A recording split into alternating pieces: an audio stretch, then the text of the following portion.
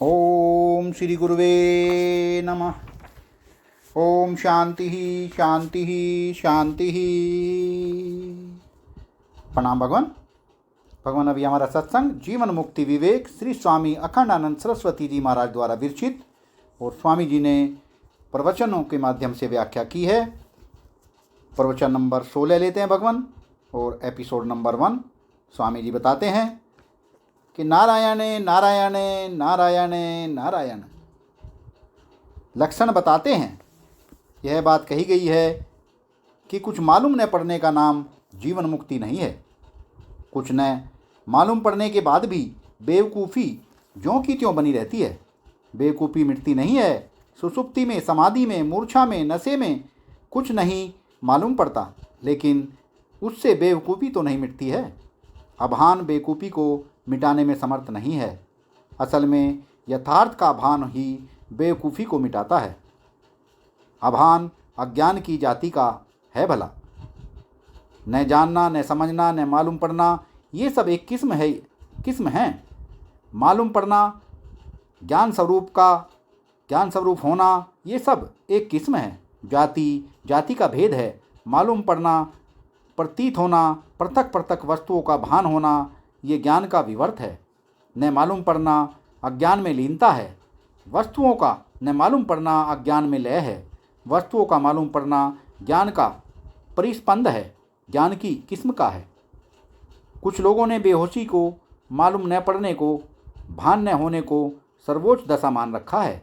असल में जीवन में जैसे सुषुप्ति आवश्यक है, वैसे यह दशा आवश्यक तो है, लेकिन लगातार सुसुप्ति ही रहे, जागृत न हो, ऐसा कहना नासमझी की बात होगी। वैसे हमेशा कुछ मालूम ही न पड़े, ऐसा कहना भी बेवकूफ़ी की बात होगी। आप श्रम भी करते हैं और विश्राम भी करते हैं। आपके जीवन में श्रम भी आवश्यक है और विश्राम भी आवश्यक है। यदि आप कहें कि हम 24 घंटे विश्राम ही करेंगे तो आपका रहना न रहना बराबर हो जाएगा। आप हो गए प्रियकाशी, प्रियशाई माने पलंगशाही। तब तो आप पलंग पर सोते रहिए। हिंदी में जिसको पलंग बोलते हैं, संस्कृत में उसको पर्यक बोलते हैं। र और ल दोनों का मेल है, अभेद है। इसलिए पर्यक का पलयंक हो जाता है। हाँ, पलयंक का फिर पलंग हो जाता है। पलंग माने जिसमें 4 कोने हैं, जो अपनी गोद में आदमी को ले लेता है। श्रम और विश्राम दोनों का नाम जीवन है। जागरण और सुषुप्ति दोनों एक ही जीवन की अवस्थाएं हैं। ठीक इसी प्रकार दुनिया का मालूम पड़ना और दुनिया का मालूम न पड़ना जीवन की 2 अवस्थाएं हैं। जीवन एक सत्य है और दुनिया का मालूम पड़ना और मालूम न पड़ना दोनों उसकी अवस्थाएं हैं।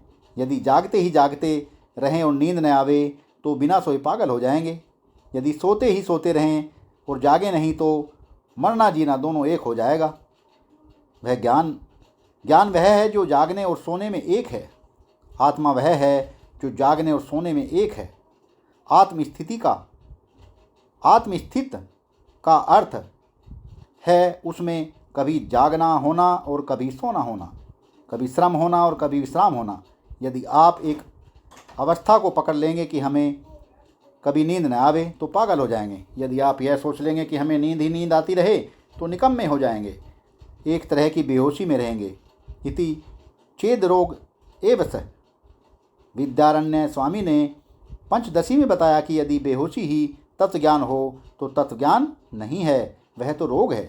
तत्वज्ञानम श्यम व्याधिम मनयन्ते ये महाविधः तेषां प्राज्ञा तिविश सदा किम तेषां दुष्यकम वद। जो लोग तत्वज्ञान को एक बेहोशी का रोग मानते हैं, वे बड़े अक्लमंद हैं महाराज। वे बुद्धि के महासागर हैं, ऐसे बोलते हैं, यह व्यंग है। तेषां प्रज्ञा तिविशदा। आपकी अकल बहुत साफ हो गई है, आपकी समझ बहुत अच्छी है। आप भला क्या नहीं कह सकते। आप तो आग को पानी बता सकते हैं और पानी को आग बता सकते हैं, क्योंकि आपकी बुद्धि बहुत स्वच्छ हो गई है। आप बेहोशी को परमार्थ मानते हैं। ऐसे उन्होंने कटाक्ष किया है। बोले महाराज, जीवन मुक्त तो वह होता है जिसको स्नान तो कोई दूसरा करा दे, कोई दूसरा उसके ऊपर पानी डाल दे, शरीर मल दे। जीवन मुक्त तो वह होता है जिसके मुंह में भोजन कोई दूसरा डाल दे, पानी कोई दूसरा पिला दे। जब देखना हो तब कोई दूसरा उसकी आँख की पलक को अपनी उंगली से उठावे और कहे, महाराज हमारी ओर देखिए। भाई मेरे, यदि कोई मुंह में ग्रास डाल देगा तो भी जो मुंह के भीतर जाने का व्यापार है, वह निगलने का व्यापार तो जीवन मुक्त को ही करना पड़ेगा। जैसे गले से निगलने की क्रिया को जीवन मुक्त कर लेता है, वैसे हाथ से उठाकर मुंह में डालने की क्रिया भी कर ले तो जीवन मुक्त में कोई बाधा नहीं पड़ जाती। हाँ, कोई नहलाए तो नहाए, कोई खिलाए तो खाए, और चाहे जो मुंह में डाल दे, है ना, पता ही ना चले कि ये कड़वा है कि मीठा। बोले इस तरह मानने वाले जो लोग हैं, बेहोशी को जीवन मुक्त मानने वाले जो लोग हैं, वे किसी आचार्य संप्रदाय परंपरा के नहीं हैं। पहले तो यह मान लो, उनके जो पहले आचार्य थे, गुरु थे, बुद्ध थे या जिन थे, या शंकर थे या कपिल थे या पंतजलि थे, उन्होंने जीवन मुक्त होकर अपने सिद्धांत का निरूपण किया, अथवा वे स्वयं जीवन मुक्त नहीं थे और उन्होंने अपने सिद्धांत का प्रचार प्रसार किया। बद्ध हो करके मुक्ति का प्रचार करना तो बनता नहीं है। यदि मुक्त थे और अपने सिद्धांत का उपदेश अपने शिष्यों को करते थे तो सब होशो हवास में थे। जो लोग ऐसा मानते हैं कि जीवन मुक्त को कुछ मालूम ही नहीं पड़ता, उन्होंने गुरु परंपरा में किसी भी संप्रदाय के अंतर्गत रहकर तत्व ज्ञान को नहीं सीखा है। ज्ञान के किसी एक संप्रदाय में उनका अंतर्भाव नहीं हो सकता, न बौद्ध में, न जैनों में, न शंकर में, न रामानुज में, न ईसाई में, न मोहम्मद में। इन सब लोगों को तो दुनिया मालूम पड़ती थी और तुमने तो अपने मन में एक ऐसी कल्पना कर रखी है कि जो सिद्ध पुरुष होता है उसको दुनिया मालूम ही नहीं पड़ती।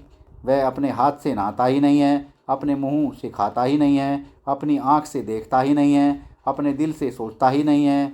यह कुकल्पना आपके दुश्मन ने आपके दिल में बैठा दी है। वाह भगवान वाह। यदि कोई बम्बई वालों के दिल में बैठा दे कि जो मुंबई में आता है वह महात्मा नहीं है, तो वह आपकी भलाई करता है अथवा आपको सत्संग से वंचित करता है। क्वेश्चन मार्क लगा दिया भगवान। वह आपको क्या समझाता है?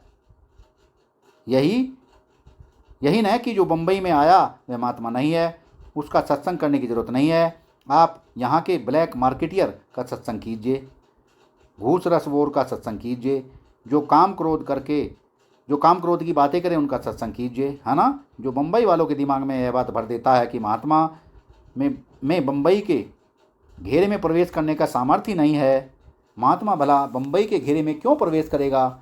असल में आपका ध्यान भजन छुड़ाना चाहता है, वह आपके सदाचार का मार्ग छुड़ाना चाहता है, वह आपका सत्संग छुड़ाना चाहता है।